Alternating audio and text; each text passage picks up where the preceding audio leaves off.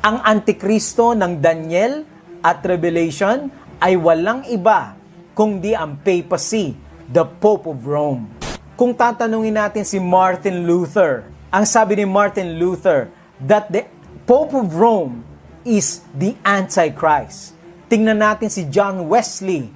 Ang sabi ni John Wesley, na founder ng Methodist, the man of sin, the Antichrist, is the Pope of Rome. Ito po talaga ang tinatayuan ng Biblia at ng mga Protestant reformers. Ang napakinggan ninyo mga kapatid ay isang kaanib at sumusunod sa kinikilalang propeta nilang si Ellen Goldwhite sa Adventista. Ito ang nakakatakot na propaganda ng mga Seventh-day Adventists laban sa simbahang Katoliko. At ibubuking natin yung mga deception o pandaraya na ginawa nila sa pagkot ng mga aklat na hindi naman sa simbahang Katoliko. Kaya kailangan talaga bawat isa sa atin na magsoring mabuti at mag-research.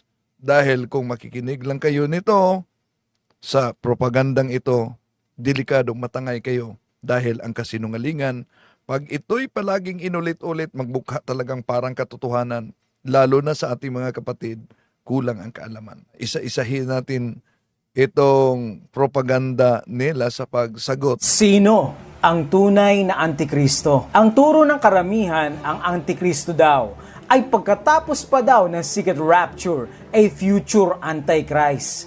Ito ba ang turo ni Jesus? Ito ang 10 katibayan na ang Antikristo ay nabubuhay na ngayon at makikilala niyo po siya sa pag-aaral na ito.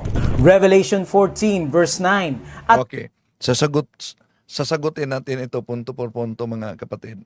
Sino ba ang Antikristo? Sino ba nga talaga ang totoong Antikristo?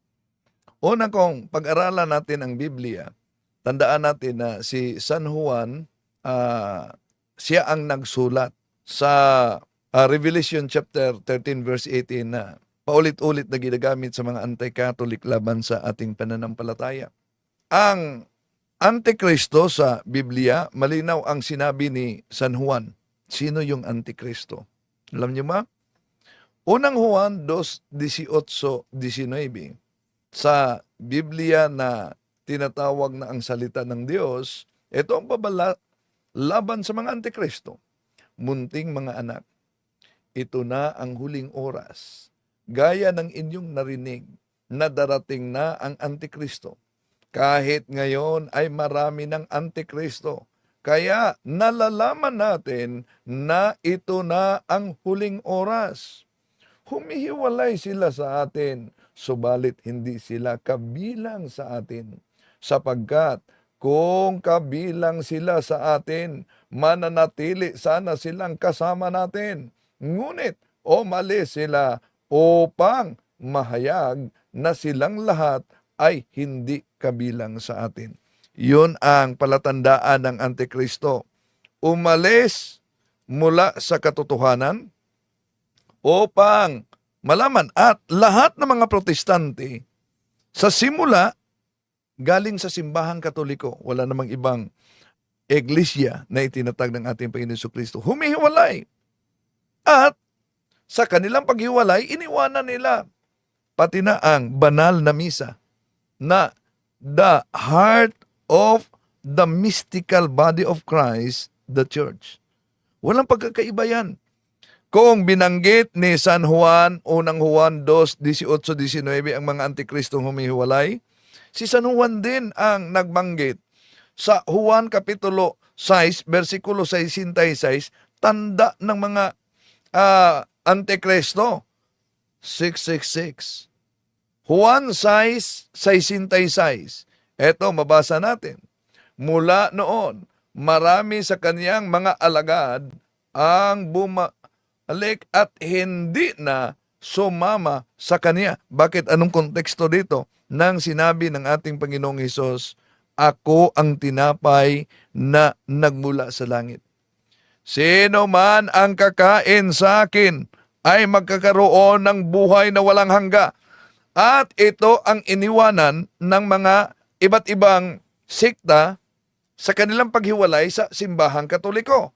Okay, tuloy natin. Sumunod sa dalawa ang ikatlong anghel na sumisigaw, sino mang sumamba sa halimaw at sa larawan nito at nagpatatak sa kanyang noo o sa kamay ay paiinumin ng Diyos ng purong alak at ng kanyang puot na ibinuhos sa kopa ng kanyang galit.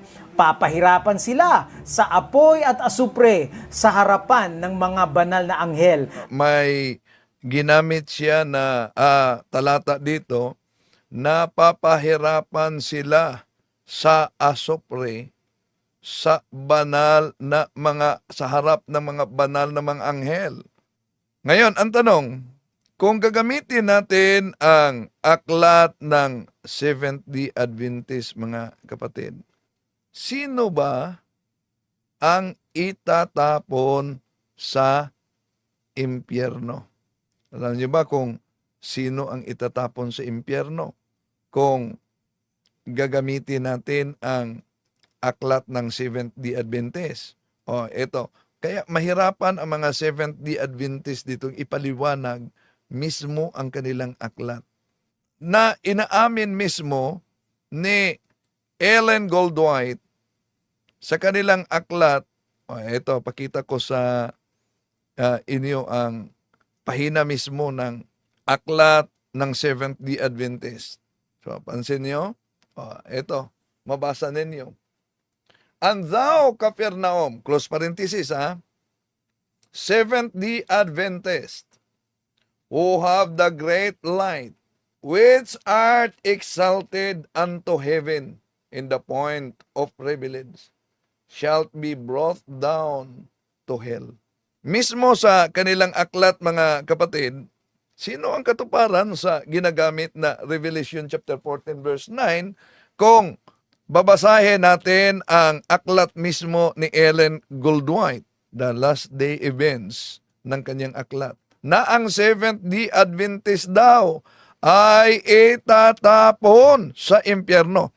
Bakit kaya sinabi ng founder ng Seventh-day Adventist na ang Seventh-day Adventist ang itatapon sa impyerno?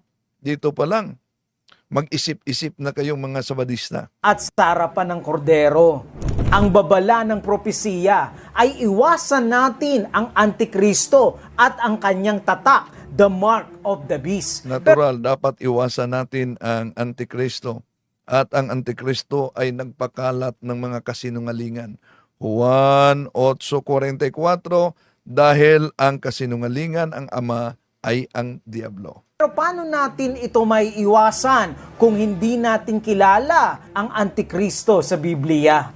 Dapat kilalayan natin dahil alam nyo naman ang iba't ibang mga sikta ngayon nagtutulungan laban sa simbahang Katoliko, mga kapatid, at gumagamit ng mga propaganda laban sa simbahang Katoliko at lalo na sa aklat mismo na ginagamit nila na pinakilalang sa Katoliko daw. Pero ang katotohanan ay fake na aklat. Wala na silang takot talagang gumagawa at mag-imbento ng kasinungalingan para lang makatangay ng mga inosente. Tuloy natin. Number 1, galing ito sa katubigan? Revelation 13, 1-3. Pagkatapos ay nakita kong umaahon sa dagat ang isang halimaw na may 7 ulo at 10 sungay. Bakit katubigan at dagat? Dahil sa propesiya, ang tubig ay sumisimbolo sa maraming tao o mataong lugar. Revelation 17:15. Sinabi rin sa akin ng anghel, ang nakita mong mga tubig na kinauupuan ng babae ay mga lahi, bansa at mga wika. So ang Antikristo, mga kapatid, ay magmumula sa mataong lugar at malagong populasyon.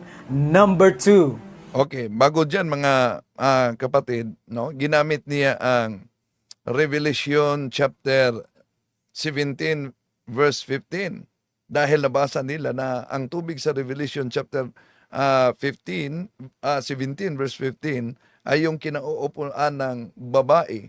At dahil ang konklusyon nila na ang wikang Catholic means universal, therefore, yung katubigan daw na binanggit diyan ay sa iba't ibang lahi at iba't ibang kultura, iba't ibang wika, universal, ang katuparan ay ang simbahang Katoliko. Out of context ang mga anti-Catholic. Hindi lang ang Seventh-day Adventist, kahit ang grupo ng Jehovah's Witnesses at ang Iglesia ni Kristong Tatag ni Felix Manalo.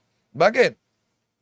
Dahil alam naman natin na ang Bible must be interpreted according to the context in which it emerged. Halimbawa, ginagamit niya ang Revelation chapter 17 verse 15. Pero, yun bang babae na tinutukoy sa pahayag aklat ng Revelation ay ang iglesia na itinatag ng ating Panginoong Hesus? Hindi, malinaw yan. Kung ano ang tinutukoy at sino ang tinutukoy sa Revelation, kung ituloy natin, Revelation 15 verse 18. Ito, pinagchap-chap kasi nila mga kapatid. Ang babaeng nakita mo ay ang tanyag na lungsod na may kapangyarihan sa mga hari sa lupa. So, dito pa lang, palpak na ang interpretasyon nila na ang iglesia ay tinutukoy na babae sa Revelation chapter 17 verse 15. Dahil malinaw na nabasa natin ang pahayag kapitulo 17, 18 na ang babae pala na nakita'y tumutukoy sa lungsod, hindi iglesia. So dito pa lang mga kapatid, nakita ninyo na may binabago na sa nakasulat.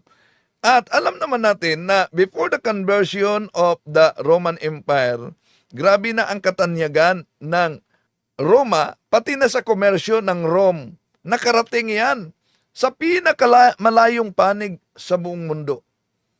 Yon ang nasa kasaysayan ng Daigdig, ika-4 na edisyon ni Dr. Sonia Zaide sa pahina 63-64, sa panahon ng katanyagan ng Rome. Ang komersyo ng Rome ay nakarating sa pinakamalayong panig ng mundo. Yun ang panahon pa sa mga pagano, mga kapatid. Dahil alam naman natin na ang Roma ay na-convert sa Kristyanismo. At ito ang pinagigiitan ng mga anti-Catholic na ang simbahang Katoliko daw ang tinutukoy na lalo na ang Papa na siya ang katuparan sa Antikristo. Ang dragon ng propesya ang magbibigay ng kapangyarihan at otoridad sa Antikristo. The dragon will give power to the Antichrist. Para makilala natin ang dragon mga kapatid, pupuntahan natin ang Revelation 12. Ang dalisay na babae ay inilalarawan bilang buntis. Kasi, mga kapatid, ang babae na inilarawan na bilang buntis at tinutugis nitong dragon ay ang mahal na Birhen Maria. At ang katuparan sa Revelation na pahayag, ito'y tumutukoy at naglalarawan noong malapit, noong nanganak na ang ating Panginoon, ang ating mahal na Birhen Maria sa Panginoong Hesukristo. Kung saan tinutugis siya, binanggit ito, tinutugis siya sila para hanapin at papatayin yung bata. Pero sa panahon ngayon, kung binanggit sa Biblia na ang Antikristo yung humihiwalay sa pananampalatayang tunay upang makilala na sila'y hindi tunay, sino ba ang banat na banat ngayon, lalo na sa doktrina sa Mahal na Birhen Maria, na kahit imahe lang, kita nyo yung Seventh-day Adventist, imahe lang ng Mahal na Birhen Maria, sinunog na niya habang naka-live siya. At yung Seventh-day Adventist na yan, nagsuot pa ng abito ng pare at may istula pa ng pare. At pinikikilala naman sa kasama niyang Seventh-day Adventist na una nating tinalakay na pare daw ng simbahang Katoliko na yumakap sa Seventh-day Adventist. So, ganon ang inilatag nila na kasinungalingan sa publiko. Okay, tuloy natin. At malapit nang ihatid ang dragon, at lumapit ang dragon umaasang lamunin at patayin ang sanggol. Paslangin ito sa pagsilang gayon paman kapag ang sanggol ay pinanganak, siya ay umiiwas. tinupad ng dragon ang kanyang misyon at pagkatapos umakyat si Jesus sa langit. Si Jesus ay sinubukang lipulin ni Herodes. Pinapatay ang lahat ng mga sanggol sa Bethlehem, kaya ang dragon ay kumakatawan sa paganong Roma. Nauna na nating tinatalakay din yung Seventh-day Adventist na sumusuporta sa abortion. Di ba? Di po ba yun ay modernong paraan sa pagpapatay mismo ng mga bata sa ilalim ng sinapupunan ng mga ina? Gawain yan ng dragon. Tuloy natin. Rome. Si Satanas ang kapangyarihan sa likod ng Roma at Herodes. Si Satanas ang may kapangyarihan sa likod ng Roma. Una, yung ang Roma ay pagano pa, pero kahit pagano ang Roma noon, may dalawang uri sa mga tao sa Roma. Yung pagano na ang kanilang relihiyon ay paganism, official religion, pero meron ng mga Kristiyano sa panahon nila ni San Pablo. Pinatunayan yan sa aklat na ang tawag ay New Encyclopedia Britannica, Volume 10, page 146. Ito ang mabasa natin. Roman Catholicism, a Christian church characterized by its uniform, highly developed doctrinal and organizational structure that traces its history to the apostles of Jesus Christ in the first century Anno Domini. The history of the Roman Church in the early pre-Constantinian period is essentially that of a small sect composed of recruits attracted from the lower classes of the empire. So although paganism was their state official religion noon, mga kapatid, paganism was their official state religion. Pero alam natin na may nakapasok na mga Kristiyano. Pero mga konti pa lamang sila. Yun ang simula sa pagpasok ng Kristyanismo. Pero kung ang argumento nila na dahil yung katubigan ay naglalarawan sa iba't ibang bansa, iba't ibang wika, so therefore ang pagiging universal o Catholic ay sa demonyo. Mali. Bakit? Di po ba ang tunay na iglesia ng ating Panginoon Jesucristo ay buong bansa? Ang utos ng ating Panginoon Jesucristo sa Lucas Kapitulo 24, versikulo 47, sa ganitong paraan ang pagsisi at kapatawaran ng mga kasalanan ay dapat maihayag sa lahat ng mga bansa sa kaniyang pangalan simula sa Jerusalem. Simula sa Jerusalem. Dito pa lang, palpak na ang mga anti-Catholic. Bakit? Saan sila nagsimula? Kung sa Iglesia ni Cristo, nagsimula sila sa Punta Santa Ana, Manila. Kung sa Seventh-day Adventist, nagsimula sila sa Estados Unidos. Ganon din ang Mormons, ang Jehovah's Witnesses. Pero, anong sabi sa Lucas 24:47? Na ang pagsisisi at ang kapatawaran ng mga kasalanan ay dapat maihayag. Saan? Sa lahat ng mga bansa. Sa lahat ng mga bansa, simula daw sa Jerusalem. Bakit naging Roma? Kung tingnan natin sa Roma Kapitulo 1, versikulo 7 hanggang 8, ito ang pahayag ni San Pablo. Sa lahat ninyong nanga sa Roma, mga iniibig ng Diyos, tinawag sa pangagbanal, sumasa inyo nawa ang biyaya at kapayapaang mula sa Diyos na ating Ama at Panginoong Hesukristo. Kauna-unahan ay nagpapasalamat ako sa aking Diyos sa pamamagitan ni Hesukristo tungkol sa inyong lahat, na ang inyong pananampalataya ay bantog sa buong sanlibutan. Ang tinutukoy ni San Pablo dito, of course, hindi ang paganong Roma, mga kapatid. Ang tinutukoy ni San Pablo dito ay ang Kristyanismo na unti-unting umusbong doon mismo sa paganong Roma during sa kanyang panahon.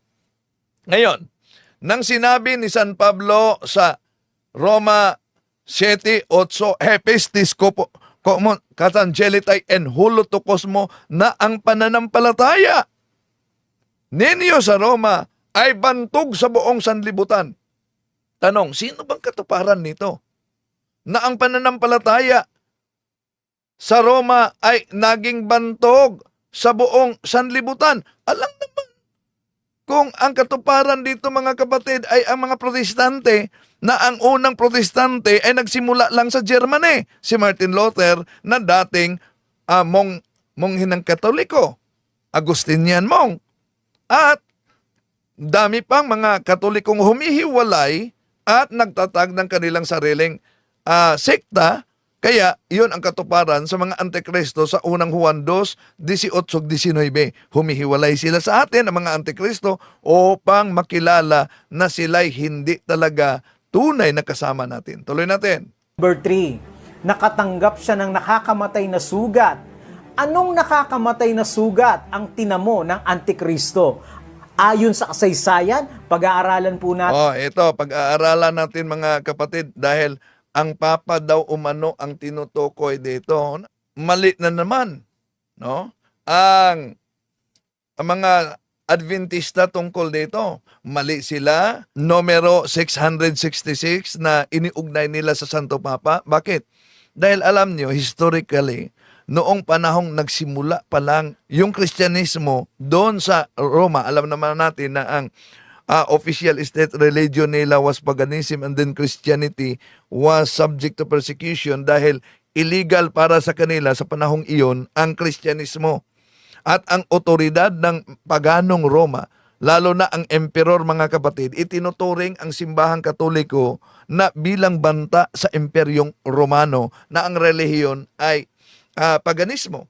Kaya inuusig talaga, hinahanap, dinadakip, pinapatay. At ang kasaysayan, gumagamit sila ng kasaysayan. Ang problema lang, sa paggamit nila sa kasaysayan, yung history, ginawa nilang his history. Bakit? Mga kapatid, una, sa persecution sa pagan Roman Empire, meron bang maipakitang protestante na pinatay sa mga paganong emperador noon? Wala. Ang unang pag-uusig, kung pag-aaralan ninyo ang kasaysayan, nangyari yan mga mahal na kapatid, noong si Emperor Caesar Nero ang nag-umpisa sa pag-uusig ng Kristyanismo. At nagsimula yan sa taong 64 Anno Domini, yung pinakaunang assault mismo ng paganong Roma sa Kristyanismo. Kaya kung tingnan natin sino ang katuparan, ito'y iniiwasan din ng mga 70 Adventists at kahit sa Iglesia ni Cristo, lalo ng Revelation chapter 13 verse 5. Bakit? Anong sinabi? The beast was given a mouth of uttering proud boast, kapusungan, and blasphemies, and it was given authority to act for 42 months. Yon ang mabasa natin. Ngayon, ang Santo Papa ang iniugnay nila. Pero kung ating pag-aralang mabuti ang kasaysayan at ang konteksto sa nakasulat sa Biblia, pati na yung mga Bible scholars, dito sa talatang ito mga kapatid, Revelation chapter 13 verse 5, maikonekta natin yung pag-uusig ni Emperador Caesar Nero na siya ang naitaglay sa numerong 666 sa kanyang pangalan, Caesar Neron, dahil nagsimula yung kaniyang matinding pag-uusig sa Kristyanismo sa taong 64 Anno Domini at hanggang buwan ng Hunyo yan sa taong 68 Anno Domini. So, kung i-calculate natin ang taong 64 Anno Domini hanggang sa taong 68 Anno Domini, buwan ng Hunyo ha? So, sa haba ng pag-uusig, anong lalabas? Di ba? 3 taon at kalahati? 3 taon at kalahati iyon mga kapatid. Ibig sabihin, buwan na siya ang tinutukoy sa natupad na talata sa Revelation chapter 13 verse 5. At dahil ginagawang matinding pag-uusig ni Emperador Cesar Nero sa unang Kristiyano, mga kapatid, yun ang dahilan kung bakit tinatawag siyang hayop, beast. Noon, tugmang-tugma kay Emperador Cesar Nero. Ngayon, binanggit niya na ang hayop ay nagtataglay nagkakaroon ng sugat na malapit niyang ikakamatay.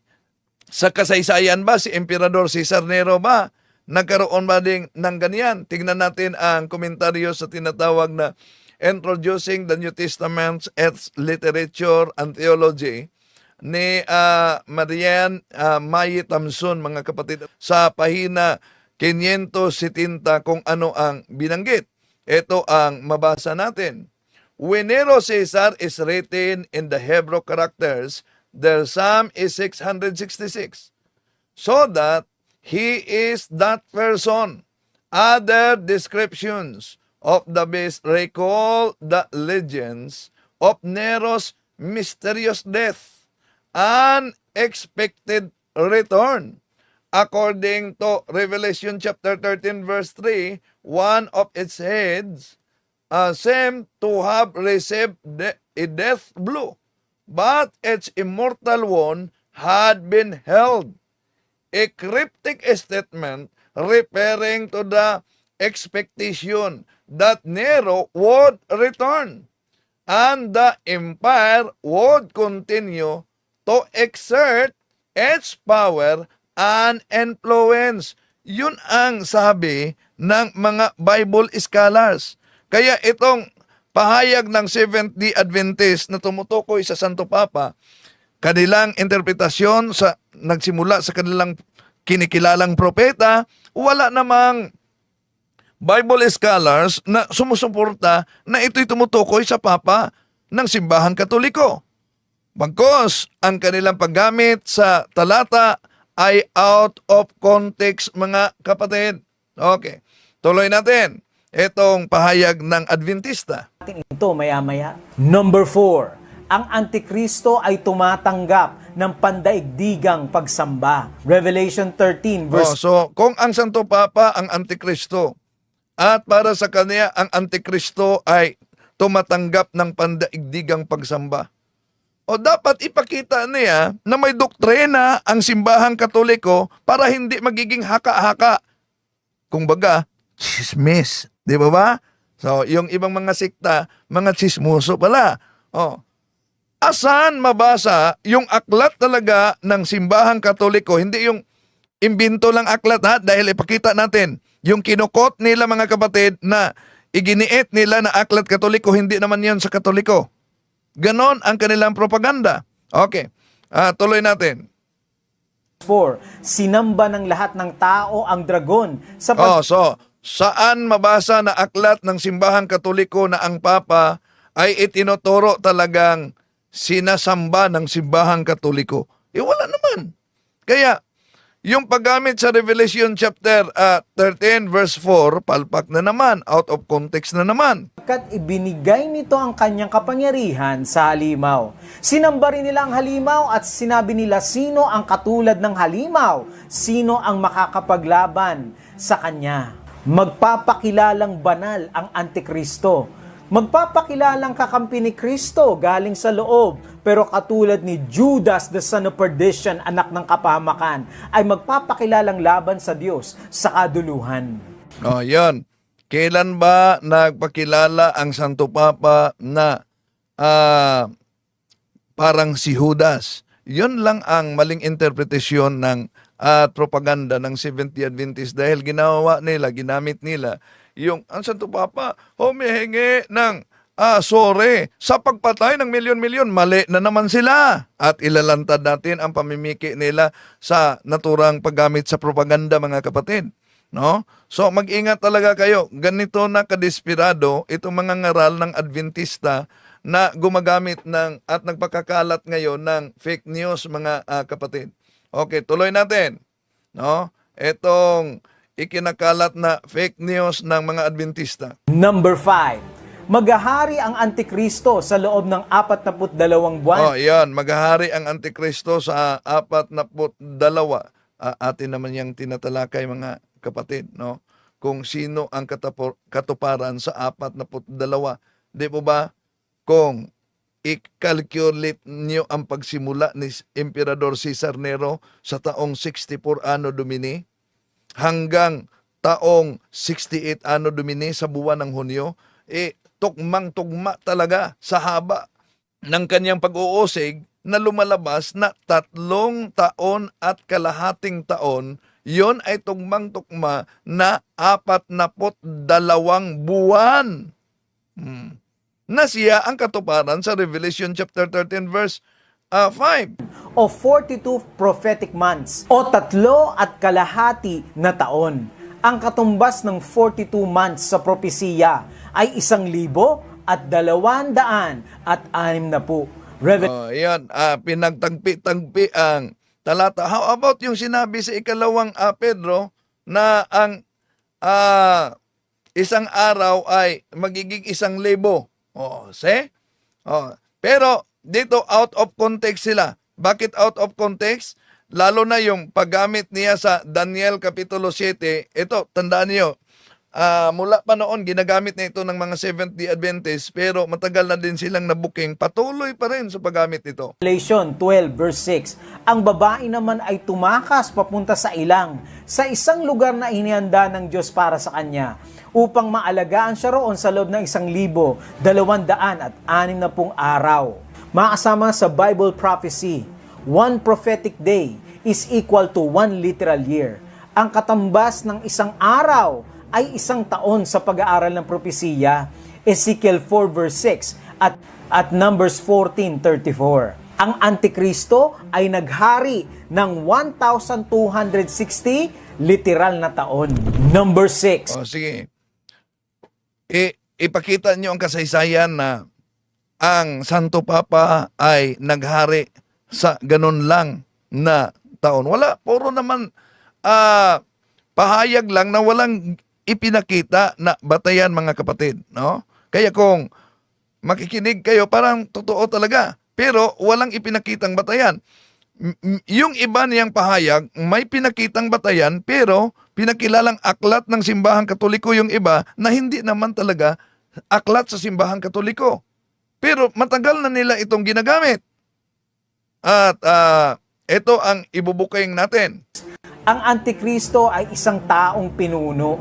Ang hayop mula sa dagat at ang maliit na sungay ng Revelation 13 at Daniel 7 ay sumisimbolo sa Antikristo.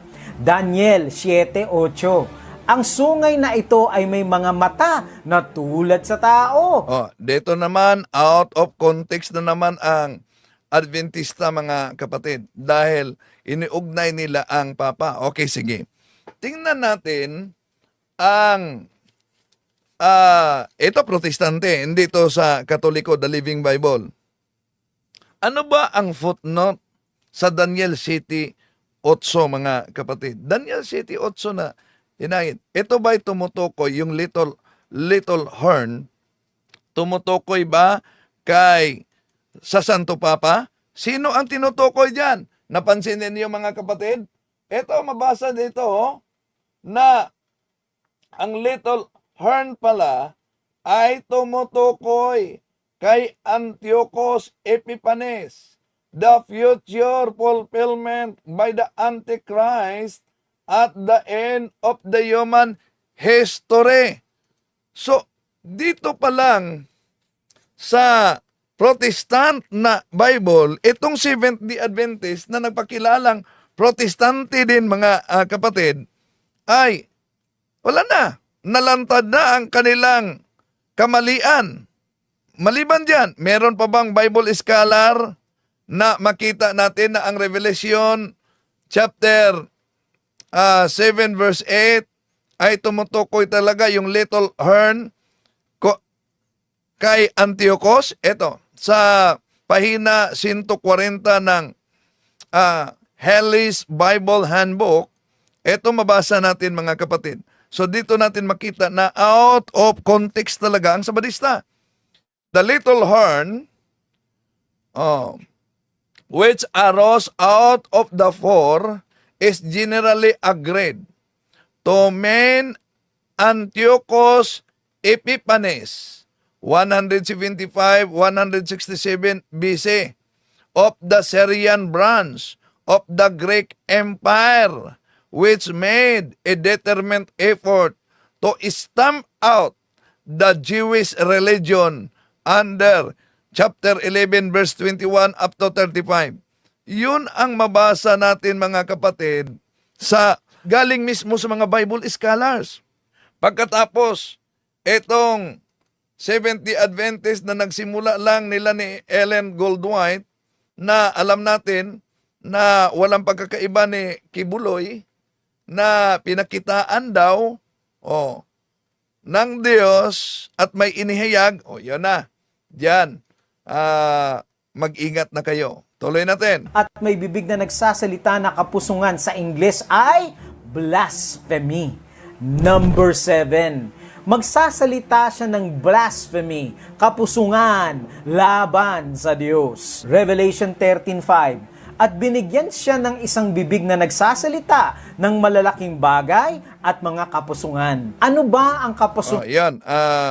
Ibalik natin ang Bible Scholars sa Halley's Bible Handbook na sino yung magsasalita ng kapusungan kung gagamitin ang Daniel Kapitulo 7, mga kapatid. Walang iba. Lalo na sa Daniel Kapitulo 8, versikulo 12-14, binanggit diyan si Antiochus Epiphanes talaga. This figure sound like a little horn of Daniel chapter 7 verse 8 and chapter 7 verse 24-26.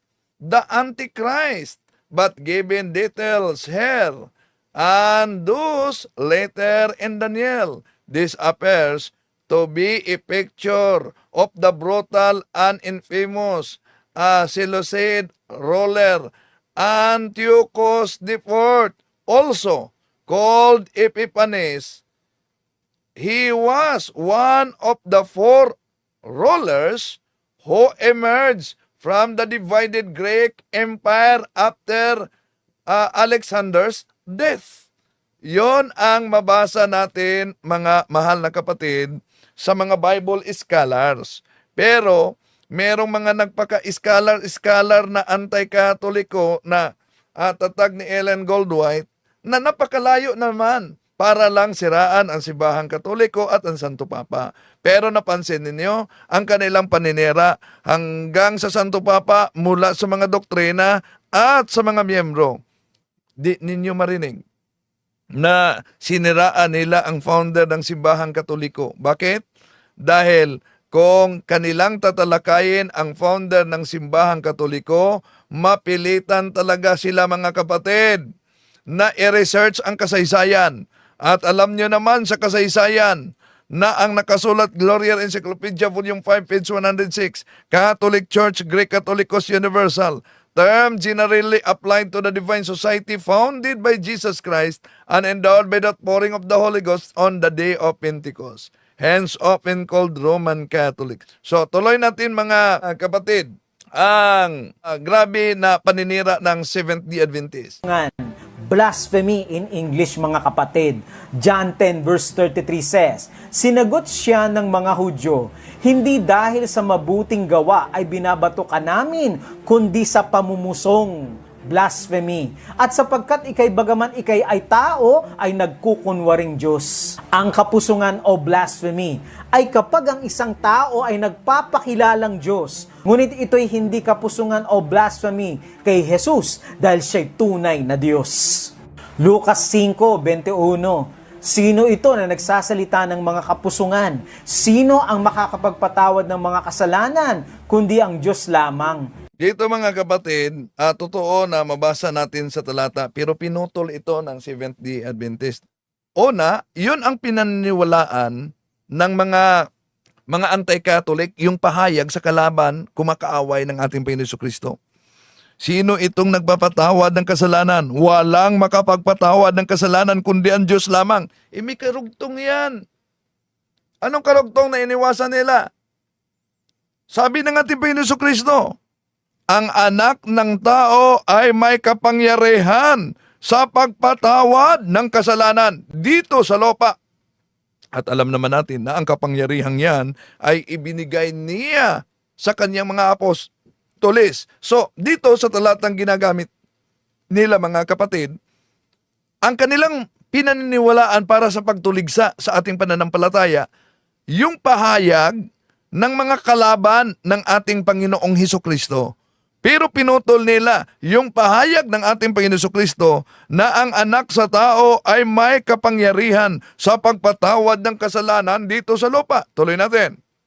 Ikukumpisal ng mga tao sa Antikristo ang kanilang kasalanan. So, ikukumpisal daw sa mga tao ang sa Antikristo ang kanilang kasalanan. Sige nga, ipakita mo ang dokumento na may utos ang simbahang Katoliko na ikukumpisal ang kasalanan sa Antikristo. Dahil magpapakilala ang Antikristo na kayang magpatawad ng mga kasalanan. Well, kung may mabasa natin na binigyan ng ating Panginoong Hesukristo ang kanyang mga apostoles ng otoridad sa pagpatawad ng kasalanan, ibig ba sabihin naging Antikristo na din ang mga apostoles? Isip-isip at research naman pag may time. Juan Kapitulo 20, versikulo 23. Ang papatawarin ninyo sa kanilang mga kasalanan ay pinatawad na. Subalit, ang hindi ninyo patatawarin ay hindi nga pinatawad. Ngayon, binigyan ng ating Panginoon Hesukristo ang mga apostoles sa pagpatawad ng kasalanan. Ibig ba sabihin na ang mga apostoles ay Antikristo na para sa Seventh-day Adventist? Ala, isip-isip naman mga kapatid, di ba? Bakit nga ba na ang simbahang Katoliko ay nagpatawad ng kasalanan sa pamamagitan ng sakramento ng pangungumpisal? Una, mismo si San Pablo nagsabi na nakatanggap sila ng ministeryo sa pagkakasundo. Ministry of Reconciliation. Saan yan mabasa? 2 Corinthians chapter 5 verse 18. Itong mabasa natin mga kapatid. All this from God, who through Christ reconciled us to Himself and gave us the ministry of reconciliation. Ano daw? Malinaw ang sinabi ni San Pablo na binigyan sila ng ministeryo sa pagpatawad, sa pagkakasundo. Sa simbahang Katoliko lang yan mga mahal na kapatid. Di mo ba? Tuloy natin. Papaslangin niya ang mga tagasunod ni Kristo. It's a persecuting power. Revelation 13:7. At ipinagkaloob sa kanya na makibagbaka sa mga banal at pagtagumpayan sila at binigyan siya ng kapamahalaan sa bawat angkan at bayan at wika. Okay, so ito, sa bansa. Naalala ninyo yung debate doon sa Cagayan? Ginagamit nila ito sa Seventh-day Adventist. Kaya tinanong siya ni Bro Jando. Di ba? Tinanong ni Bro Jando. Sige nga. Dahil sa Inquisition pinatay ang mga banal para sa Seventh-day Adventist. Una, sinong Seventh-day Adventist na banal na pinatay ng simbahang Katoliko? Anong nangyari? Di po ba yung pastor nila? Nga. Yan. Sinong ituro mo na Seventh-day Adventist na pinatay? Tama naman na una, before the conversion of the Roman Empire, paganism was their state official religion. Nasa Collier's Encyclopedia yan. No? Volume 5, page 26. Paganism was the official state religion. Christianity was suspect and Christians were subjected to persecution. Ang Kristiyano daw ayon sa kasaysayan ay subjected to persecution, inuusig. Tanong, kung ginagamit nila ang kasaysayan mga kapatid at inaangkin nila na sila talaga ang inuusig sa paganong Roma, sige nga, magpakita kayo, hindi yung story lang, history, na ang Seventh-day Adventist ay pinapatay sa paganong Roma before the conversion of the Roman Empire. Meron kaming maipakita na kasaysayan. Halimbawa, kung binanggit sa nabasa nating Collier's Encyclopedia na paganism was their state official religion and then Christianity was subjected to persecution. Ang tanong, sino ba yung Kristyanismo na inuusig? Yun po ba ay Protestante o yun po ba ay Katoliko? Mas mabuti na busisihin natin ang kasaysayan para hindi tayo nakabatay lang sa history. Ito ang sabi ng history. The principal reason why the Roman state tried to crush the church was a political one. The Roman government oppressed the people and ruled by force. Such a government cannot permit an organization like the Catholic Church to exist. The Christians would not adore the state as supreme in all things, would not accept the emperor as God. Ano daw ang Kristiyano na inuusig sa paganong Roma? Ang Kristiyanong inuusig walang iba, kundi ang simbahang Katoliko. Kaya, sa kasaysayan ng matinding pag-uusig sa paganong Roma, before the conversion of Emperor Constantine, meron ba tayong maituro na mga kasama natin na nagpakamatay na ang kanilang dugo ay nagiging binhi sa ating pananampalataya, mga kapatid? Kaya yun ang dahilan kung bakit tuwing Hunyo 30 ipinagdiwang ng simbahang Katoliko sa buong mundo ang the first martyrs of the Roman Empire. Tingnan natin ang kasaysayan. Simula ni Emperador Cesar Nero.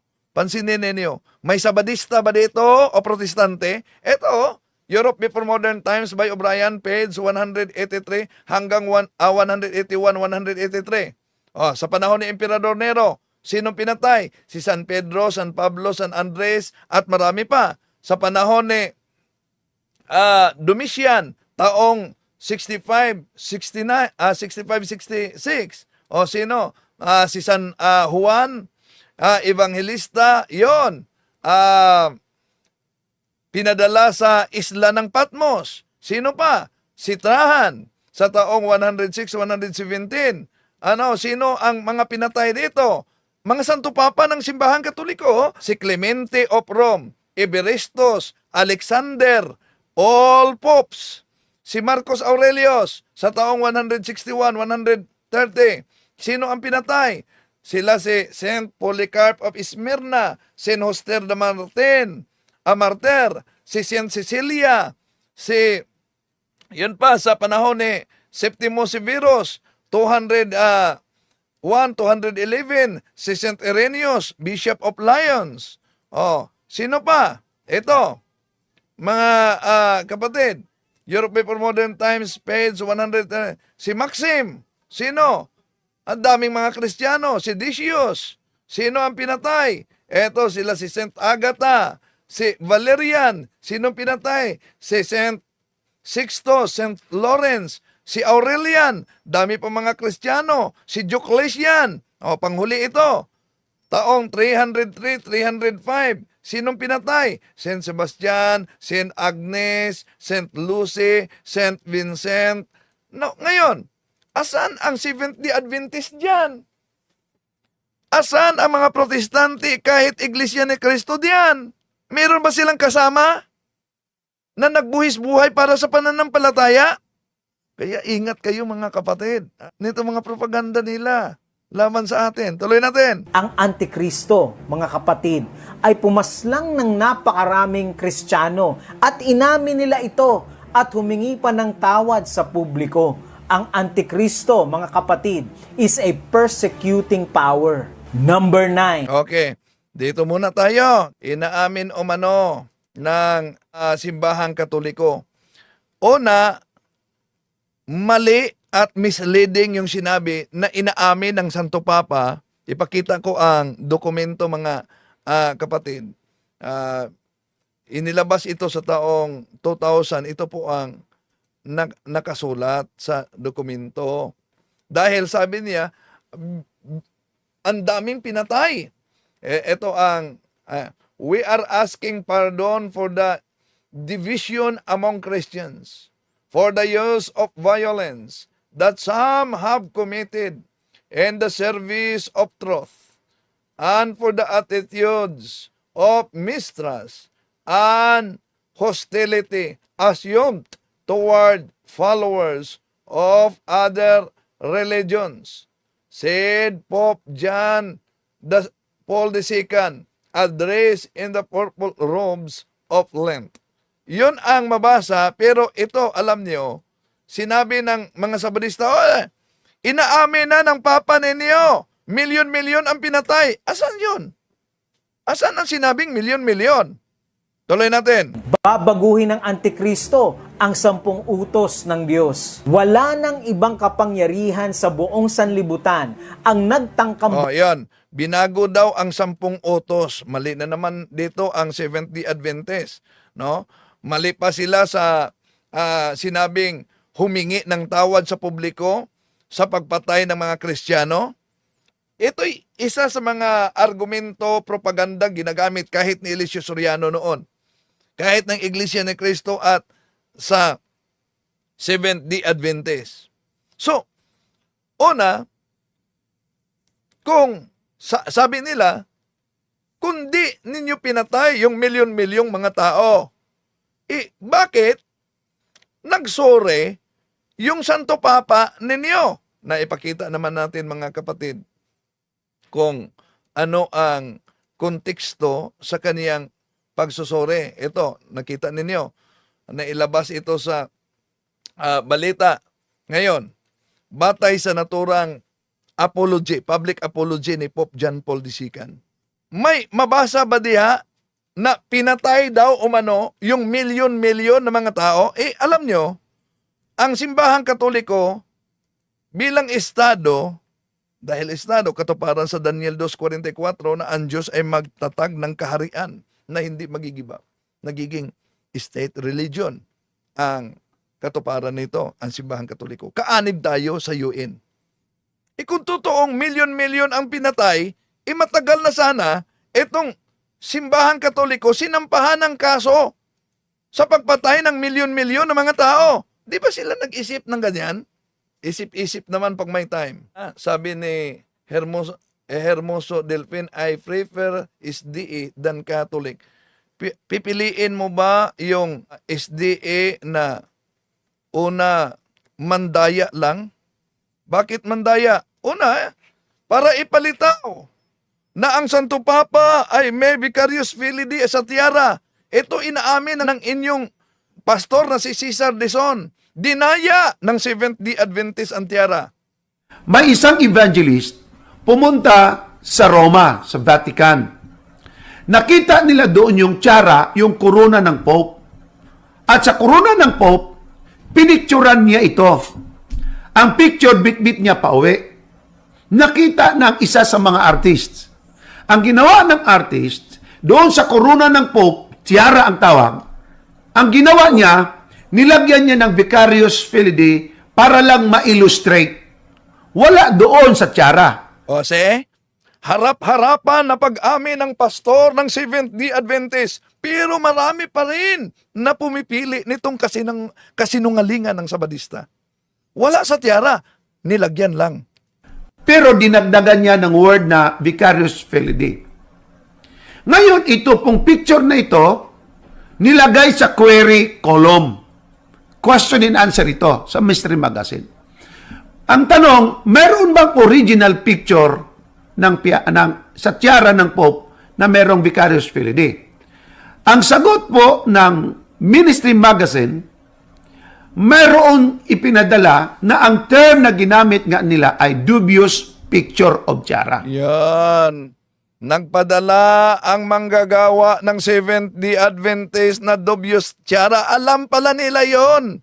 Pero kahit alam nila yon, yung kasinungalingang ito mga kapatid ay palaging inulit-ulit at ginagamit na propaganda ng mga Sabadista. Tuloy natin. Bakit dubious, kapatid? Ang kwento ganito. Years ago, merong isang evangelist nag-secure ng pictures of tiaras of the Pope. Ang ginawa ng artist nito, number 4, inattempt niya, ginawa talaga niya. Nag-re-illustrate siya. Yun ang purpose niya. Na merong pangalang vicarious filii. Just for illustration. Pero sa pag-illustrate niya, di nagustuhan ng General Conference o ng magazine.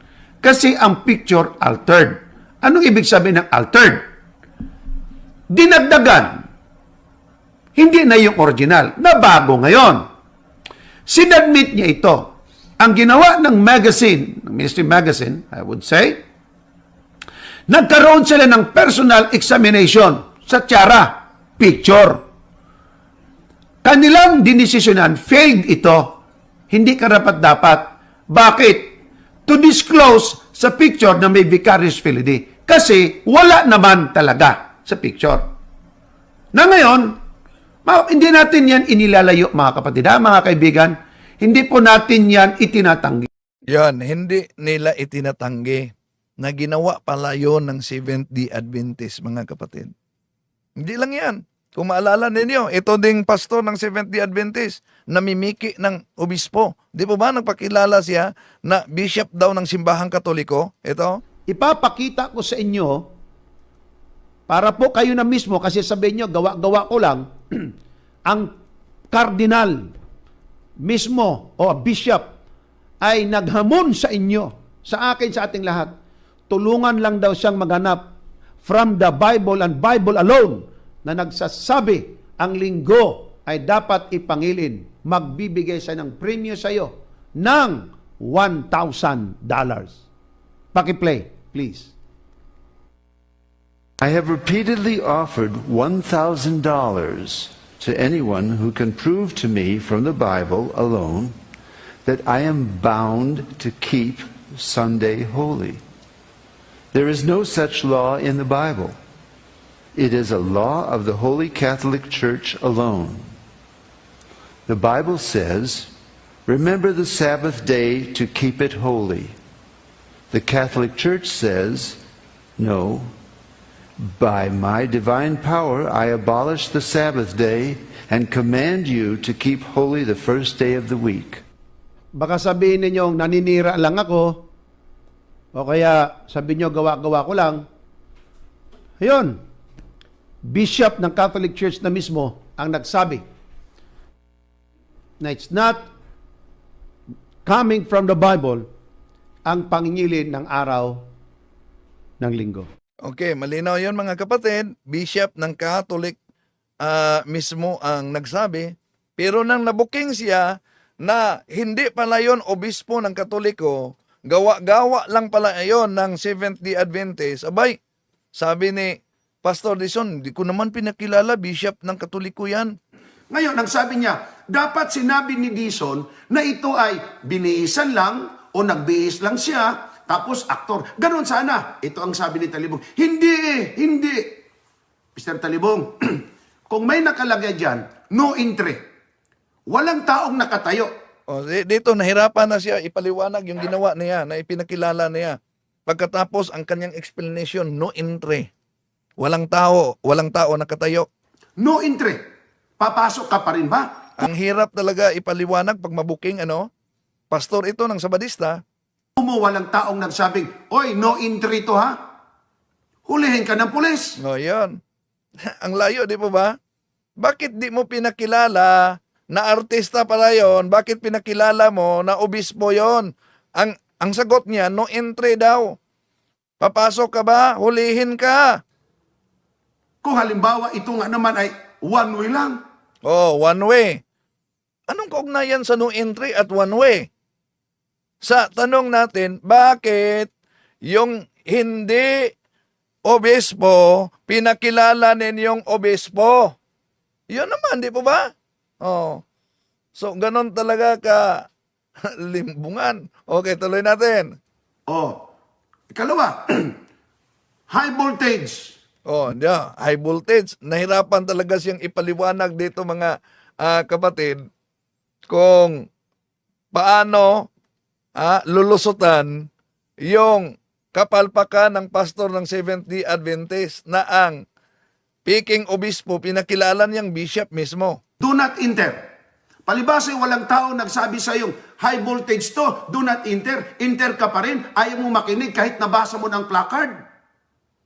Makurinti ka, patay kang bata ka. Oo, di. Sino ngayon ang nakurente sa paggamit nila, mga kapatid, ng ganitong oring propaganda laban sa simbahang Katoliko? Nahirapang nagkalisod-lisod na talagang ipaliwanag. Tuloy natin. Baguhin ang 10 utos ng Diyos. Ito ang ginawa ng Antikristo, mga kapatid. Daniel 7 verse 25. Tatangkain niya ang Antikristo na baguhin ang kautusan at Out of context na naman dito. mga takdang kapanahunan. Number 10. Sa number na Antikristo, Mga kapatid, out of context na naman dito, no? Babaguhin daw. Bakit? Nakita naman natin ang kasaysayan na lalo na sa Bible scholar, sino ang tinutukoy diyan? Ang Papa ba? Hindi. Yung kaugnay sa Ten Commandments na binago, pero ang binabanggit nila, 2 lang ang binago. Hindi yung Ten Commandments. Yun ang akala nila. Dahil kung pag-aaralan natin mabuti kasi, mga kapatid, yung full account ng listing ng 10 utos, Ten Commandments sa simbahang Katoliko, nakasaad yan sa Deuteronomio Kapitulo 5, versikulo 6 hanggang 21. Samantala, ang Sabadista at ang iba pang mga Protestante, ang kanilang ginamit na batayan ay ang Exodo Kapitulo 20, versikulo 2 hanggang 17. Yun ang ginagamit ng mga Protestante. So, una po, mga kapatid, yung mga kautosan ng Diyos, kung pag-aralan natin na naisalaysay sa Exodo, pati na sa Deuteronomio na pinagbatayan ng simbahang Katoliko, wala naman pong exact numbering. Noong ibinigay yan ng Diyos kay Moises doon sa Mount Sinai. So, kung pag-aralan natin, walang exact numbering. Hindi po direktang sinabi ng Diyos, ito ang dapat number 1. Utos numero 1. Hindi naman sinabi ng Diyos, ito ang dapat pangalawang utos. So kung ating pong titingnan ang nakasulat sa Exodo Kapitulo 20 at Deuteronomio Kapitulo 5, alam niyo, suriin ninyo, di po ba, merong 17 na kautosan. Kung tingnan niyo, bilangin niyo, di ba, 17 na kautosan. Ngunit ang nakasaad, merong 10 utos ang Diyos sa Exodo Kapitulo 34, versikulo 28. So ano itong mga 10 utos na ito? Paano itong ginawang 10 kung bibilangin natin sa Exodo Kapitulo 20 at Deuteronomio Kapitulo 5 na may 17 na kautosan ang nakasaad? Ito po ang di alam ng karamihan, mga kapatid, na ang simbahang Katoliko, ang ginagamit nating batayan, lalo na Deuteronomio, ang traditional na numbering grouping ng Ten Commandments na ginagamit ng Santa Iglesia Katolika hanggang sa kasulukuyan.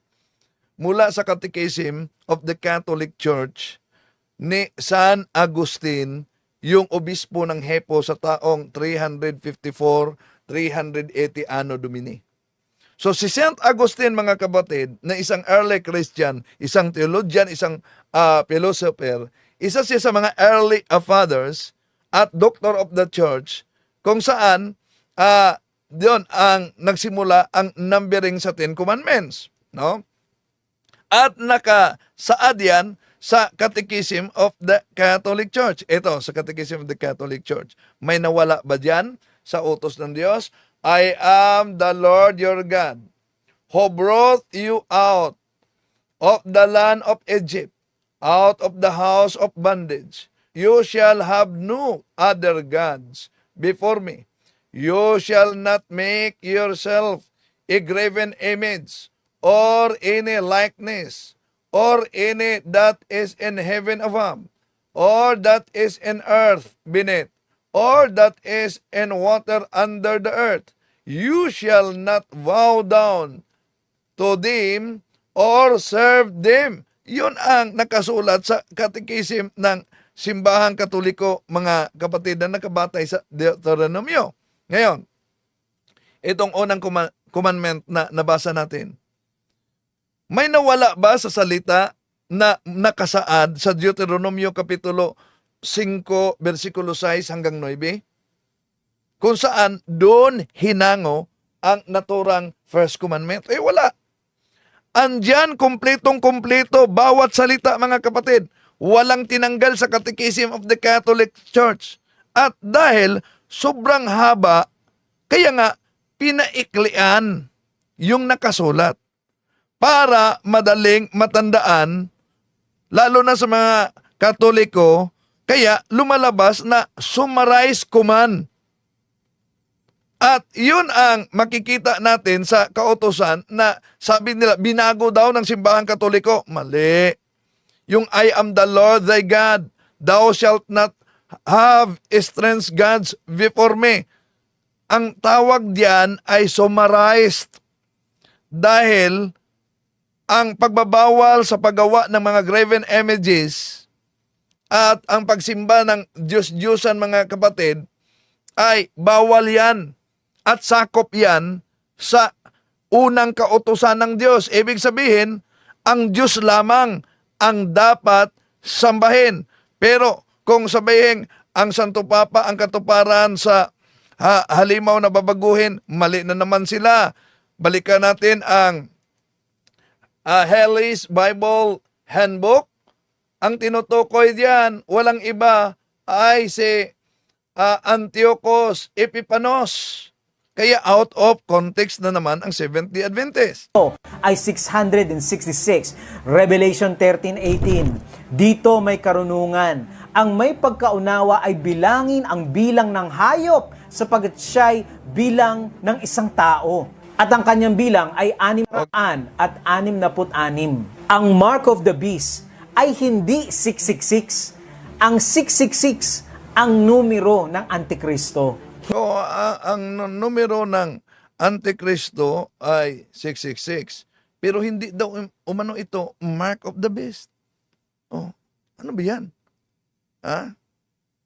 Unawain nyo na lang. Hindi siya numero sa computer, sa microchip, hindi rin siya bakuna. Pero ang kanilang itinuturo kung saan dinaya nila ang para lang palitaway na ang papang katuparan. Balikan natin yung pag-amin sa Seventh-day Adventist na pastor.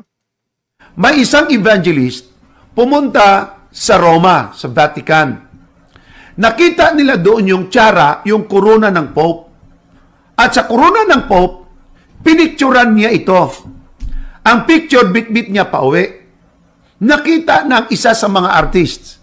Ang ginawa ng artist, doon sa korona ng Pope, tiara ang tawag, ang ginawa niya, nilagyan niya ng Vicarius Filii para lang ma-illustrate. Wala doon sa tiara.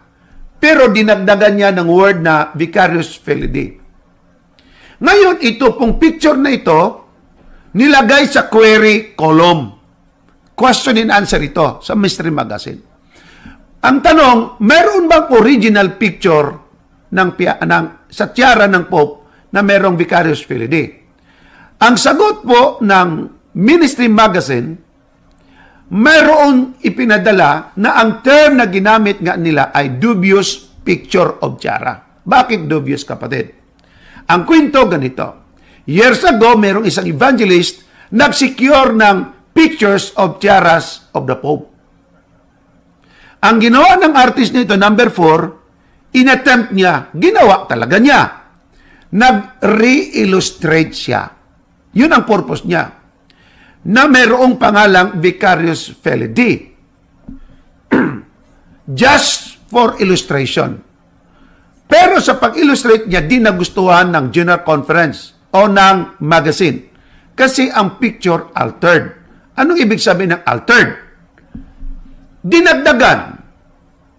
Hindi na yung original. Nabago ngayon. Sinadmit niya ito. Ang ginawa ng magazine, ng Ministry Magazine, I would say, nagkaroon sila ng personal examination sa tiara, picture. Kanilang dinesisyonan, failed ito. Hindi karapat-dapat. Bakit? To disclose sa picture na may Vicarius Filii. Kasi wala naman talaga sa picture. Na ngayon, hindi natin yan inilalayo, mga kapatid, mga kaibigan. Hindi po natin yan itinatanggi. Okay, yun mga kapatid, no? Malinaw yung pahayag ng Seventh-day Adventist. So dito pa lang, inaamin na talaga nila. Pero patuloy nila yung ginagamit na propaganda laban sa simbahang Katoliko. Kaya dahil sa pagpatuloy nilang paggamit ng ganyan, patuloy din ang ating pagsagot.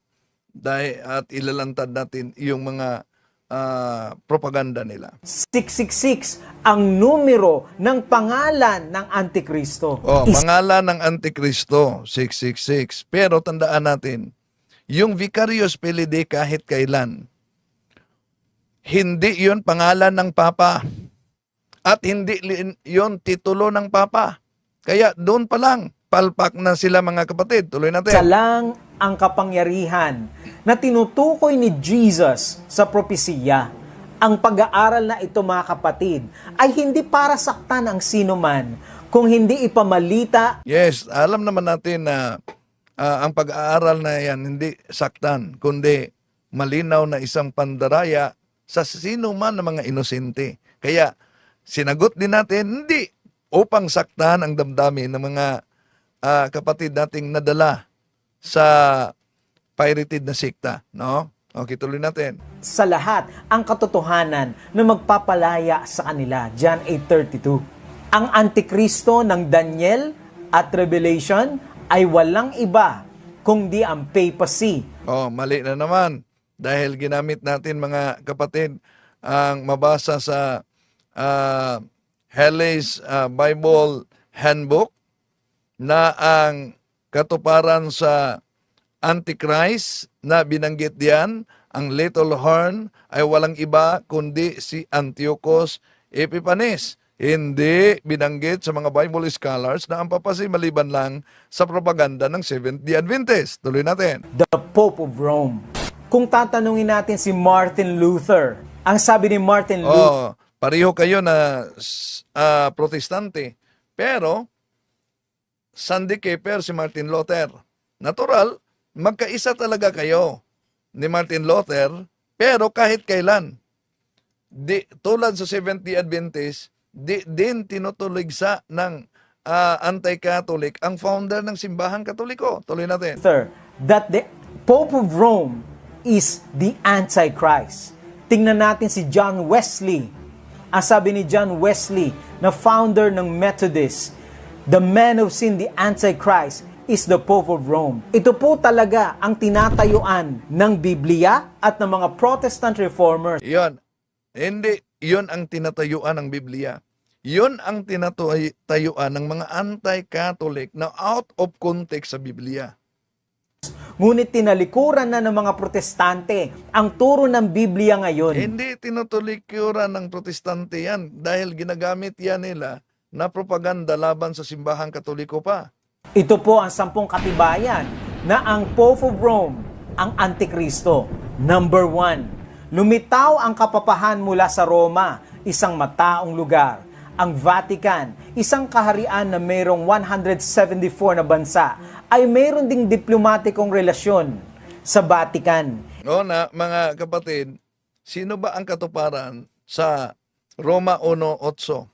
Hipistis homon katangelitai in holo to cosmo, na ang pananampalataya sa Roma ay lumalaganap sa buong mundo. Wala namang iba. Roman Catholic, hindi yan sa Sabadista. Ha? Yun ay katuparan na yung paganong Roma ay natalo sa Kristyanismo sa pamamagitan ng dugo mismo ng mga martyrs. Tuloy natin. Iyan ay dahil ang Vatican ay isang kaharian. Natutunan natin na ang tubig ay kumakatawan sa mga tao, mga wika at geographical na lokasyon ng kapangyarihan ng Papa. At nakalimutan ba na ang ating Panginoong Hesus mismo nag-ingo? Anong sabi ng ating Panginoong Hesus sa Marcos 11:17 na ang kanyang bahay ay tatawaging bahay na lumalaganap sa buong mundo? Gawa Kapitulo 9:31, Hipistis homon katangeli, Gawa Kapitulo 9:31, nandyan ang Ecclesia Catholis. Tuloy natin. Ay nasa Roma, Italy, sa gitna ng Western Europe. Number 2, ang Roma ang nagbigay ng kapangyarihan sa Antikristong kapapahan. Ayon sa mga historiador at kasaysayan, ang paganong Romano sa pamamagitan ni Constantine, ibinigay ni Emperor Constantine ang kanyang kapangyarihan sa mga bishops ng Roma. Mula sa Roma hanggang So kung napansin ninyo mga kapatid, ibinigay daw ni Constantine ang kanyang kapangyarihan, pero wala kayong mabasa mga kapatid, wala kayong mabasa na may history na binanggit siya. Nabasa nyo ba na may history na binanggit na ibinigay ni Constantine ang kanyang kapangyarihan? Wala. Ang kasaysayan, malinaw. After the conversion of Emperor Constantine, Catholicism flourished to determine Christianity. At meron pa sa kasaysayan, no? Na anong mabasa natin sa kasaysayan? Sa conversion of Emperor Constantine, anong sinabi, no? After the conversion of Constantine, he stopped the persecution.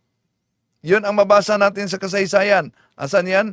O, tingnan natin sa World History by Gregorio Saidian. O, ito pakita natin. Ito ang mabasa. Mas mabuti na dapat ilatag ang history, hindi yung his story. Ito ang mabasa natin. In 312 Anno Domini, the work of Christian missionaries was made easier when the Roman Emperor joined the church, Constantine. He adopted Christianity and made Christianity the official religion of the Roman Empire. Gradually, temples of the old god were closed and their lands given to the Christian churches. See? Ang mga yuta sa pagano ang ibinigay sa simbahan ng Kristiyano, hindi sinabing ang kapangyarihan ni Emperador Constantino. Nangyari ba na ang Santo Papay pumalit na kay Emperador Constantino bilang emperador? Walang history na nagsusuporta niyan. Story lang yan ng mga Sabadista. ang Constantinople, ang kapapahan, the papacy, ang pinakamakapangyarihan sa Western Europe. Number 3, ang Antikristo ay may nakakamatay na sugat. Nagsimula ang pamumuno ng kapapahan noong 538 AD hanggang February 20, 1798. Natapos ang paghahari ng kapapahan noong Dito pa lang mga kapatid, may contradiction na mga kapatid. Dito pa lang may contradiction na ang Seventh-day Adventist. Bakit? Di pa ba napansin ninyo? Ang sabi niya, nagsimula daw ang Papa sa taong 538. Yung pag-upo ng Santo Papa, no? 538.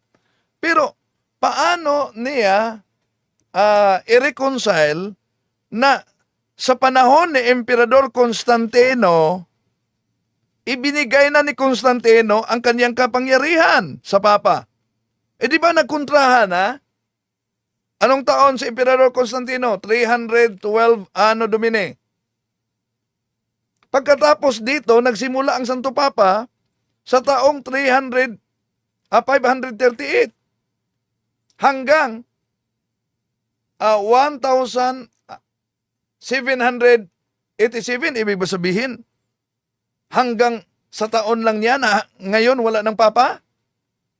Di po ba, napansin nyo ang kontrahan nitong propaganda sa Seventh-day Adventist? Tuloy natin. February 20, 1798, ayon sa kasaysayan at propesiya at natupad sa kasaysayan ito, nang lumusob ang general ni Napoleon na si General Berthier sa Vatican at binihag si Pope Pius VI. Akala nila ayun na ang katapusan ng kapapahan? Hindi pa po mga kapatid, dahil ang sugat na ito ay gagaling ito hanggang sa mga huling araw. At manunumbalik ang Pope of Rome bilang isang persecuting power katulad noong Dark Ages. Yan mga kapatid. So, out of context talaga ang paggamit nila nitong propagandang ito. No? Dahil, bakit out of context? Sabi pa, nag-comment dito si Luis Liam Andasa, Sir Talibong, imbis na magsasabi ka na out of context, bakit di mo ipaliwanag ang context para ikakabuti ng lahat na nakikinig? Kaya nga, pinaliwanag natin ang context una. Sino ba talaga ang totoong katuparan? Si Emperador Cesar Nero. Yung pagpatay na nangyari at pag-uusig, sino ba ang nag-usig? Ano ang konteksto? Pinaliwanag na natin ang Pagan Roman Empire. Yung mga santo na pinatay, sino ba? May mga santo bang protestante? Pinakita na natin ang konteksto na mga santo ng simbahang katoliko ang pinatay. Ni isa, walang protestante. Dahil wala pa man, di pa man sumulpot kahit Seventh-day Adventist noon, 1844 lang yan natatag mga kapatid. Kaya yun talaga, out of context. Pinaliwanag na natin. Okay, tuloy natin. Number 4, ang kapapahan ay tumatanggap ng pagsamba ng buong mundo. Oh, so ang Papa daw umano mga kapatid, tinatanggap yung pagsamba sa buong mundo. Kailan ba? Dapat ipakita nila yung aklat na talaga sa simbahang katoliko na utos ng Santo Papa, sambahin ninyo ako sa buong mundo. O di, chismis na naman ng Seventh-day Adventist, di ba? Okay. Hindi mapagkakaila na ang papacy ay maimpluwensya at sinasamba ng mga kilalang makapangyarihang Yun, dapat kung may impluensya, ibig ba sabihin sinasamba na? Dapat ipakita niya yung ebidensya, hindi lang yung sariling interpretasyon na pag-impluensya, sinasamba na. Yes, dahil yun naman ang katuparan sa Daniel 2:44 na ang Diyos mismo magtatag ng kaharian na hindi magiba. At wala namang ibang katuparan diyan kundi ang simbahang katoliko lang na sinasabi sa Roma 1:8 Hepistisomon Katangilitai in Holotokosmon ang pananampalataya sa simbahang katoliko lumalaganap sa buong mundo. Tuloy natin. pinuno ng mundo at makapangyarihang mga tao mula sa iba't ibang bansa. No, sige. Halimbawa, yung nagbisita na protestante na mga leader, kailan ba gumawa sila ng pagsamba? Yung mga Muslim pa, nagbisita sa Santo Papa. Kailan ba nangyari na sinasamba nila ang Papa sa kanilang pagbisita?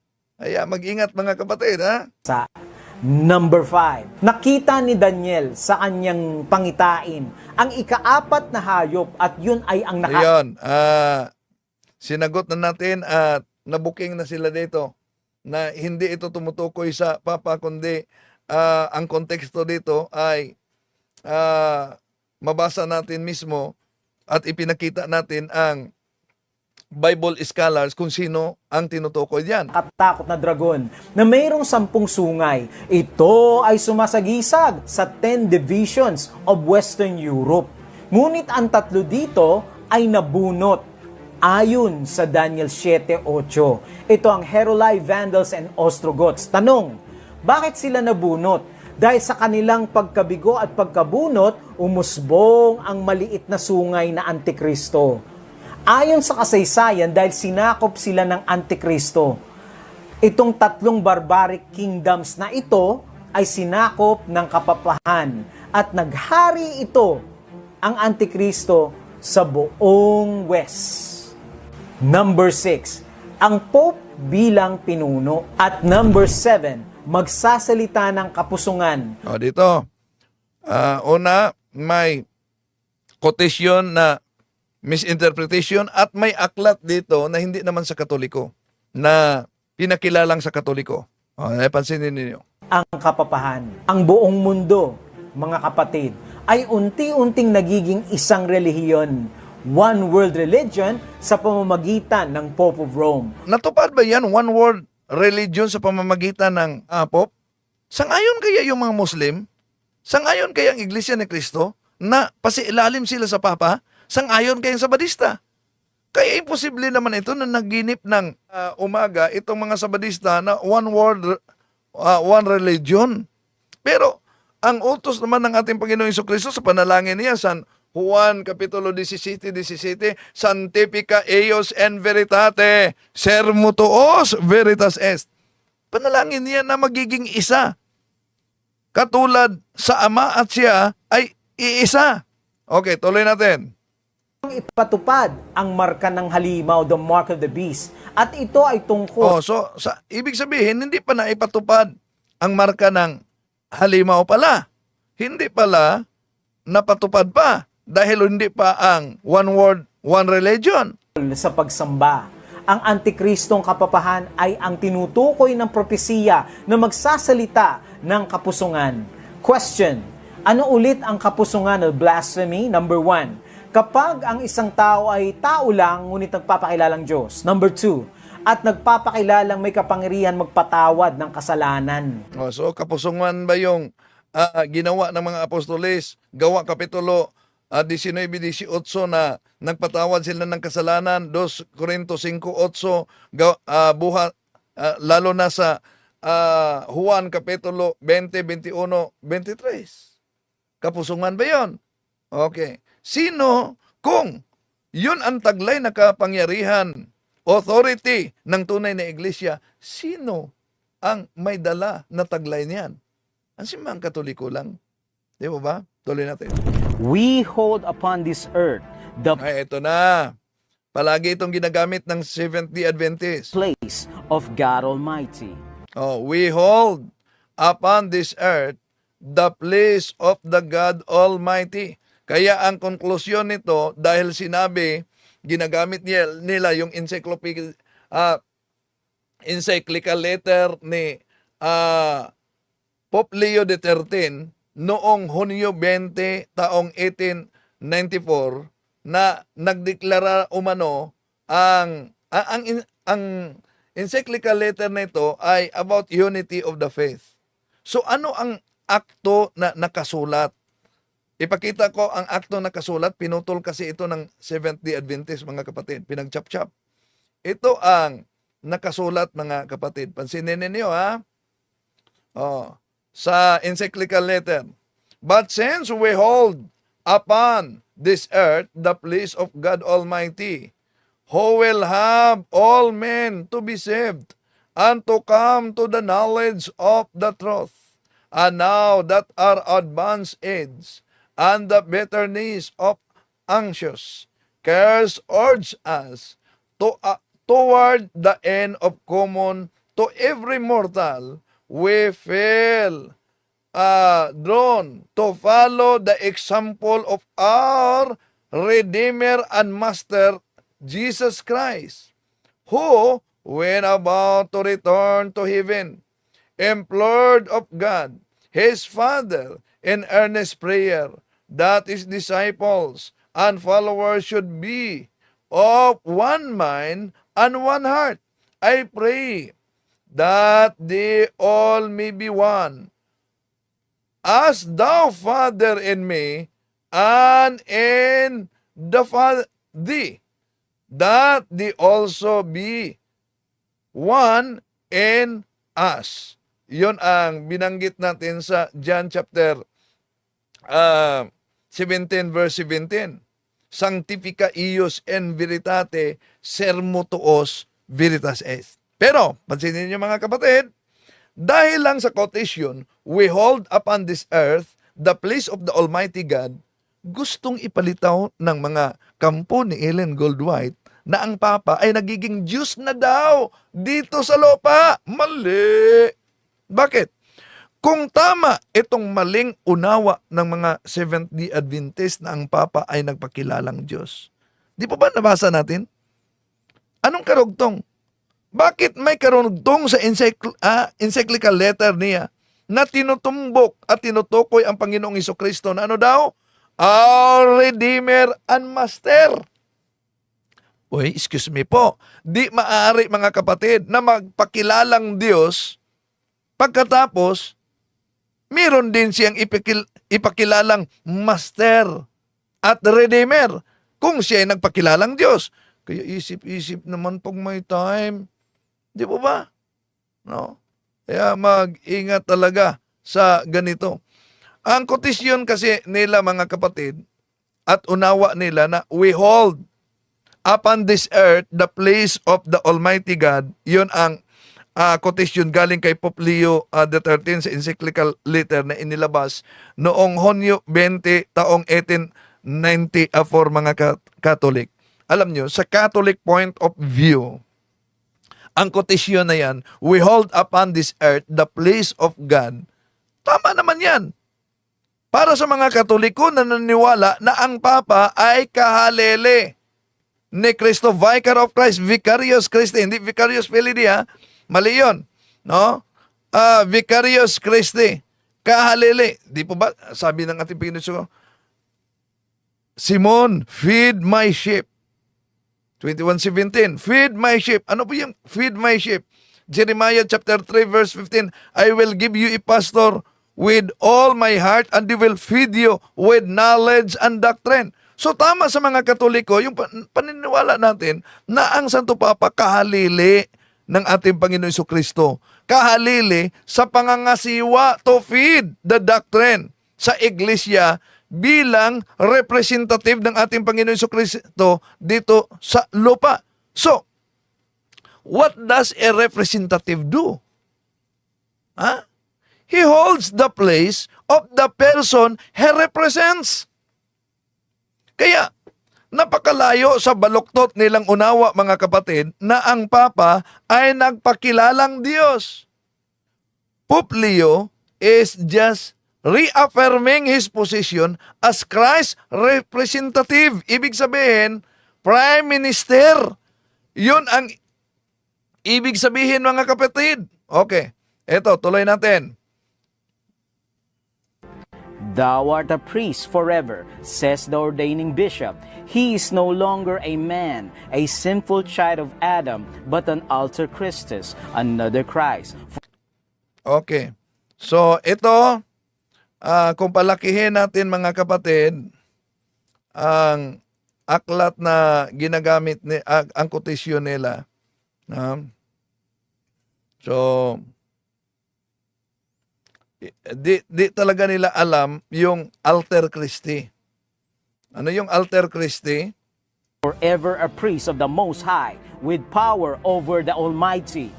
The Pope is not only the representative of Jesus, with the power of the Almighty. Iyon ay dagdag ng Seventh-day Adventist. Lalo na itong, the Pope is the only representative of Jesus Christ. He is Christ Himself, hidden under the veil of flesh.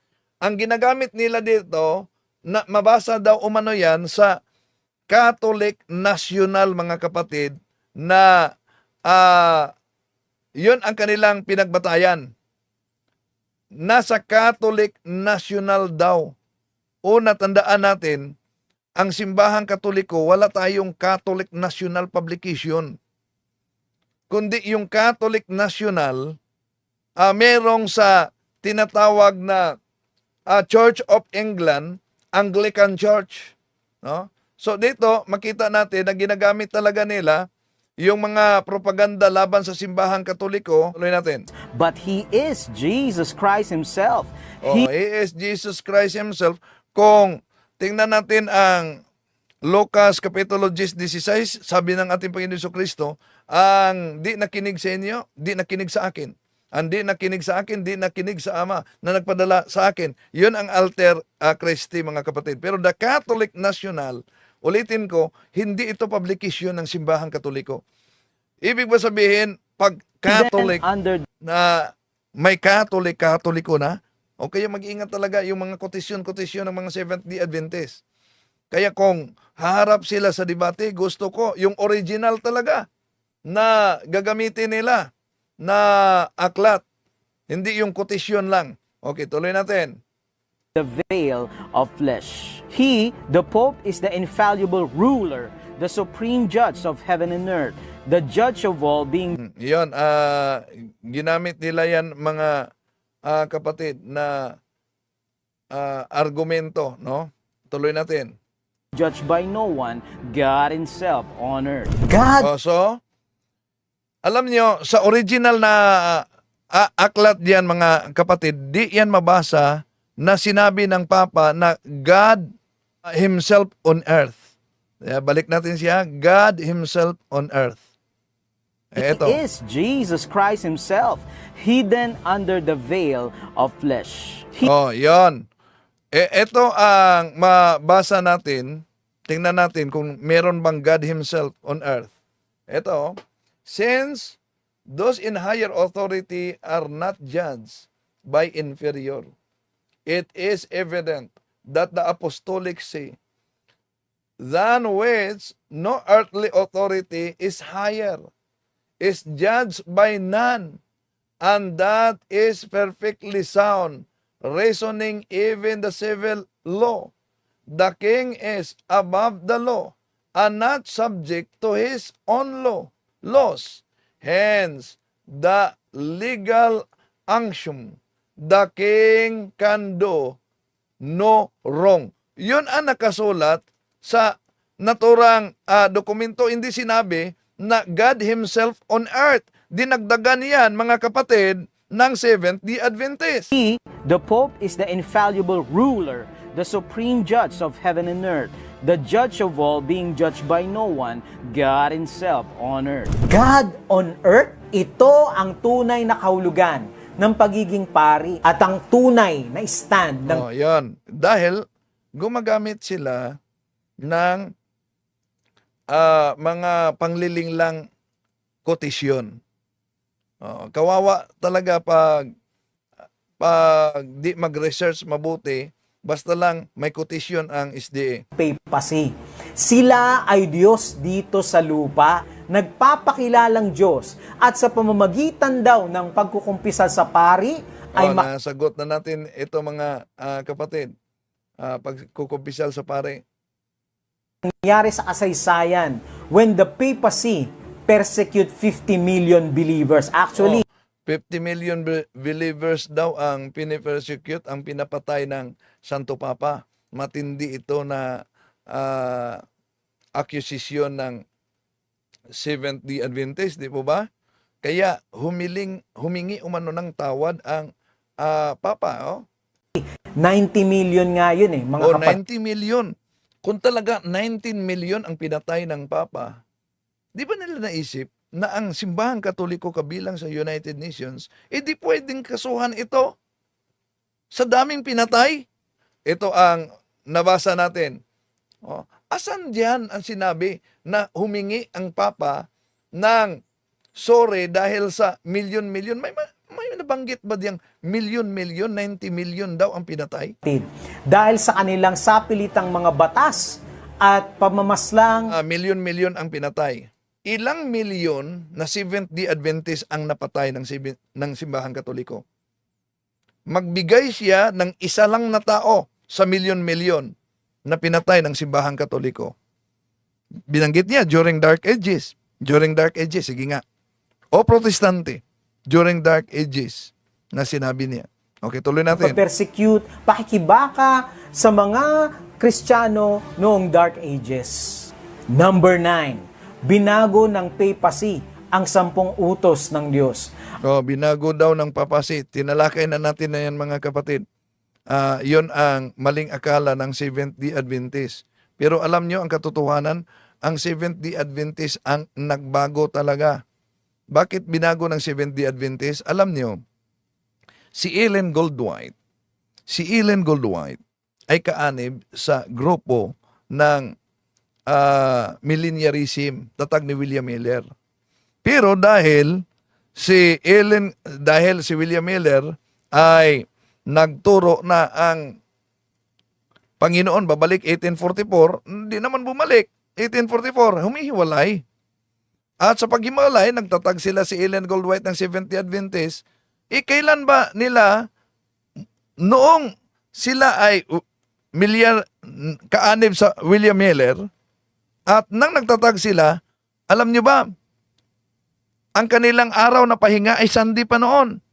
Kailan tinanggap nila na ang Saturday ay, ito sa kanilang aklat, tingnan nyo mga kapatid, sa My Life Today by Ellen Goldwhite, page 371, sa taong 1846, 1846, yun ang pagtanggap nila na ang Saturday ay magiging banal na araw ng mga Sabadista. So sila ang nagpalit. Okay, tuloy natin. Ayon sa Convert's Catechism of Catholic Doctrine, Convert's Catechism of Catholic Doctrine, page 49. What is the second commandment? Here is the Catholic answer. The second commandment is, Thou shalt not take the name of the Lord God in vain. Is that the second commandment? No. The second commandment is Exodus 20:4 and 5. Thou shalt not make unto thee any graven image. Thou shalt not bow thyself to them nor serve them. That commandment has been removed from the Catechism. But there is another change that has been made. Page Well, hindi yan na-remove ng Catechism, mga kapatid. No? Mali ang sinabi na tinanggal ng Catechism. Sinabi natin at pinaliwanag natin na nanatili yan ang buo, pero may summarize tayo sa 10 commandments. No? Okay. Wala tayong total na ipinagbabawal ang Diyos-Diyusan. Alam naman natin yan, nasa Catechism of the Catholic Church. Pero tutol tayo sa aral ng Seventh-day Adventist na lahat ng mga imahe o larawan, Diyos-Diyosan na. Bakit? Alam naman natin, mga kapatid, na kung tingnan natin sa sa Exodo Kapitulo 25, versikulo 19-22, ang Diyos mismo ang nag-utos, ang Diyos mismo ang nag-utos na gagawa ng larawan, gagawa ng imahe. Okay, tuloy natin. Sabi ni Enrico Jr., yes, Ellen White worship Sunday before, but she changed their worship to Saturday. Ang tanong, yung Saturday ba, inaamin ba ng Seventh-day Adventist na hindi talaga yon Sabbath? Ito, hanapin nyo ang magazine ninyo. Ito magazine ninyo, anong pamagat sa magazine ninyo sa Seventh-day Adventist? The Signs. Signs, ha? Okay, may kinulayan tayo, palakihin natin yung kinulayan natin. Ito, sa pahina 28 yan. Palakihin natin para makita ninyo.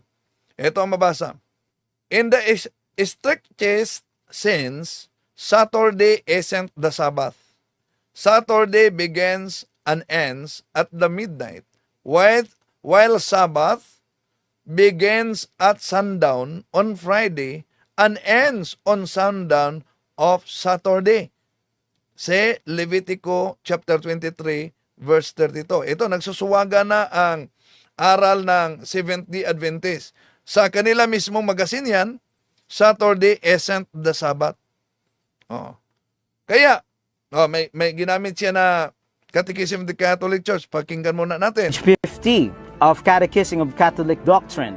Question, which is the Sabbath day? Answer, Saturday is the Sabbath day. Question, why do we observe Sunday instead of Sabbath? Here is the Roman Catholic answer. Because the Catholic Church transferred the solemnity from Saturday to Sunday, so they claim to have changed the Sabbath to Sunday. inalis ni Yan. Mga kapatid, no, inalis umano. Una, di naman tayo totol na ang Saturday ay Sabbath ng mga Hudyo. Pero ang tanong, yun bang Saturday ay Sabbath ng mga Kristiyano? Balikan natin ang aklat mismo ng Seventh-day Adventist, The Almost Forgotten Day by Mark Finley. Ito. Does the New Testament teach that the disciples worship on the first day of the week? Answer. It is often stated that the disciples and the early church kept the first day of the week holy in honor of the resurrection of Christ. So, sa kanilang aklat mismo yan, munting aklat, na ang Sunday was kept holy from the time of the apostles. At anong ginawa ng mga apostoles? Sa Gawa Kapitulo 20, versikulo 7. Ito yung mabasa natin. Tingnan niyo, mga kapatid. On Sunday, we gathered for a communion service with Paul preaching. And since he was leaving, the next day, he talked until midnight.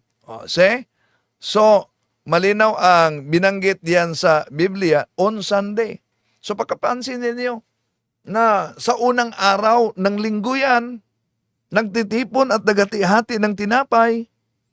Diyan po mga kapatid malinaw na lagi nilang ginawa ang pagtitipon sa unang araw ng linggo, Sunday. At Domingo yan. No? Kaya, kung tingnan natin ang mabasa sa aklat ng Seventh-day Adventist, balikan natin kay Mark Finley. Anong sabi ni Mark Finley? Ito, aklat ito ng Seventh-day Adventist. Ito, page 17, ituloy sa 18. John the beloved disciples gives us another clue.